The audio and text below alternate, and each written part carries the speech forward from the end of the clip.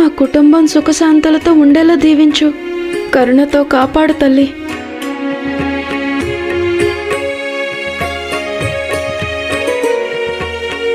నిజం సకు, ఒక్కసారి గతంలోకి తొంగి చూస్తే బాధ కలుగుతుంది. పెళ్ళైన తర్వాత నువ్వు ఎన్నో పరీక్షల్ని ఎదుర్కొన్నావు, ఎన్నో పోరాటాలు కూడా చేశావు. ఏవండి, ఇందులో నా గొప్పతనం ఏమీ లేదు. పాండురంగడు నాకు తోడుగా ఉన్నాడు కదా, ఆయన నన్ను ముందుకు నడిపిస్తాడు.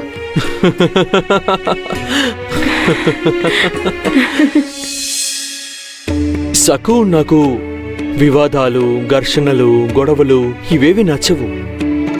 నీతిగా, న్యాయంగా, సాదాసీదా జీవితం గడపడం ఇష్టం. ఆడంబరాలు నాకు అస్సలు నచ్చవు.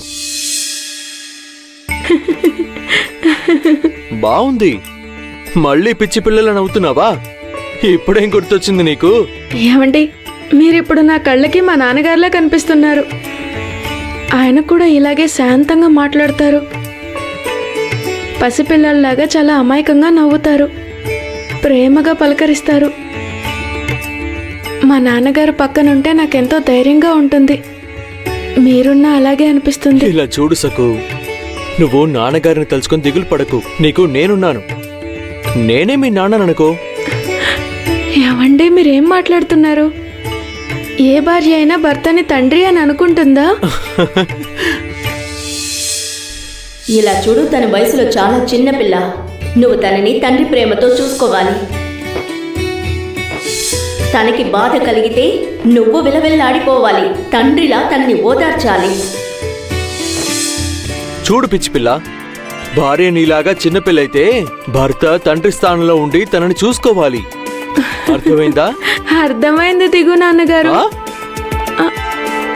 తప్పైపోయింది. నేను మీ పేరు చెప్పాను. నిజంగా నువ్వు చాలా అమాయకురాలు విసకు.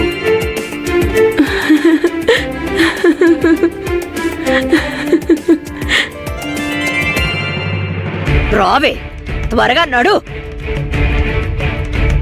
పోదా.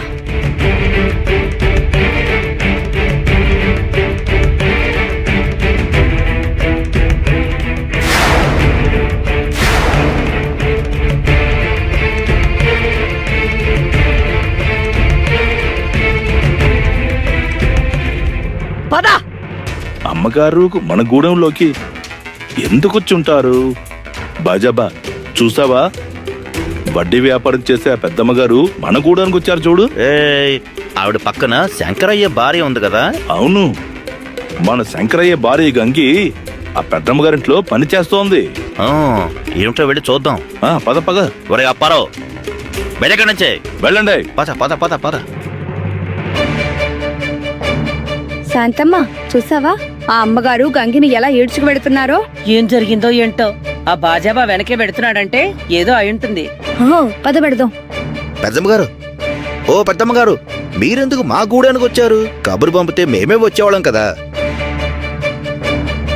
ఎందుకే గంగి ఏం చేసింది? చెప్తాను. వీడాయనెక్కడా? ఇంట్లోనే ఉన్నాడు. శంకరయ్య, నువ్వు ఒకసారి బయటికి రా. త్వరగా రా. వడ్డీ వ్యాపారం చేసే అమ్మగారు స్వయంగా మీ ఇంటికి వచ్చారు. బయటికి రా. చూడు, మీ ఆవిడ తప్పు చేసింది. ఏమిటో కనుక్కో. అమ్మగారు, మీరా? ఏమిటి ఎలా వచ్చారు? కూర్చోండి అమ్మగారు. కూర్చోడానికి రాలేదు. అమ్మా, కాకితో కబురు పంపితే వచ్చామని కదా, మీరెందుకమ్మా శ్రమ పడొచ్చారు? ఏమైంది? నా గంగి తప్పేమీ చేయలేదు కదా? చేయలేదా? తప్పుల మీద తప్పులు చేస్తోంది. దీని మూర్ఖత్వానికి మేమెందుకు బలవ్వాలి? పని చేయకుండా ఏదో ఒక మూల కూర్చుంటుంది. చిన్న పని కూడా సరిగా చేయదు. పైగా దీనికి మేం కాపలా కాయాల్సి వస్తుంది. పిచ్చి బాగుడు బాగుతోంది. ఇక దీన్ని భరించడం నా వల్ల కాదు. అందుకే నీకు అప్పచెప్పి వెళ్దామని వచ్చాను. ఇలా చూడు శంకరయ్య, ఇక ఈ గంగి మా ఇంటి ఛాయలకు కూడా రాకూడదు. నా వాకిట్లోకి వచ్చిందంటే నేను సహించను. అర్థమైందా? నన్ను క్షమించండి అమ్మగారు. మా గంగి పని కొట్టి మోసం చేసే రకం కాదండి. అన్యాయం చేయడం మాకు అలవాట్లేదండి. మీకు కూడా తెలిసే ఉంటుంది, కొన్నాళ్లుగా తను అనారోగ్యంతో ఉంది. రోజంతా భ్రమలోనే ఉంటుంది. తన వల్ల ఏదైనా అపరాధం జరుగుంటే క్షమించండి అమ్మగారు. తన మీద కోపగించుకోకండి. మీకు దండం పెడతాను. అవునమ్మా, మా గంగి గొప్ప గుణవంతురాలు. ఏ శాంతమ్మ మాట్లాడకో. పెద్దమ్మగారు అంతగా చెప్తుంటే నువ్వేంటి గంగేరు పొగుడుతున్నావు? పెద్దమ్మగారు మీరు చింతించకండి అమ్మా. అమ్మగారు నేను ఈ గూడెం పెద్దనే. గంగి మీ ఇంటి ఛాయలకు రాకుండా చూసుకుంటాను. నాకు దండాలు పెట్టడం కాదు, దీన్ని కాస్త కనిపెట్టుండండి. సగు చెల్లి అప్లిస్తుంది బాబాగారు. ఇది పిచ్చి వాగుడు వాగుతోంది. దీని మాటలు మీరెవ్వరూ నమ్మకండి. ఇది తిన్నింటి వాసాలు లెక్క పెట్టే రకం.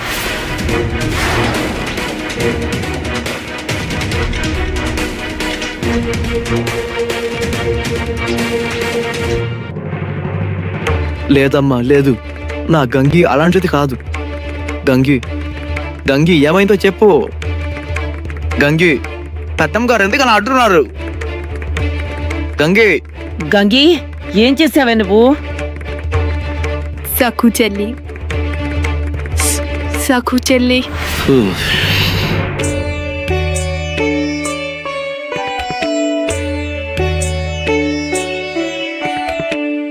ఏమండి, మీరు పాండురంగడికి నమస్కరిస్తున్నారా? లేదు, నేను రుక్మిణి అమ్మకి నమస్కరిస్తున్నాను. ఆశ్చర్యంగా ఉంది. సకు నువ్వు గుహలోకి వెళ్ళావు కదా, అప్పుడు నేను రుక్మిణీదేవిని ప్రార్థించాను. ఈవిడ ఇంకా బాబాగారే నిన్ను కాపాడారు సకు. నీ పాండురంగుడు కాపాడలేదు. సకు, నా సందేహం ఏంటంటే నీకు పాండురంగుడు అంటే ఎంతో భక్తి. మరాయన ఎందుకని నీకు ఇన్ని కష్టాలిస్తున్నాడు? అయ్యో, మీరెందుకలా మాట్లాడుతున్నారు? రుక్మిణీదేవి పాండురంగడు ఇద్దరు వేరువేరు కాదు. నేను మీకు ఒకటి చెప్పనా? నాకు ఎప్పుడు ఏ కష్టం వచ్చినా పాండురంగడే నన్ను గట్టెక్కిస్తాడు. ఆయన నా స్నేహితుడు కదా. నాకు కూడా ఆయన అడగాలనుంది, నన్ను ప్రతిసారి ఎవరు కష్టాల్లోకి నడుతున్నారు అని.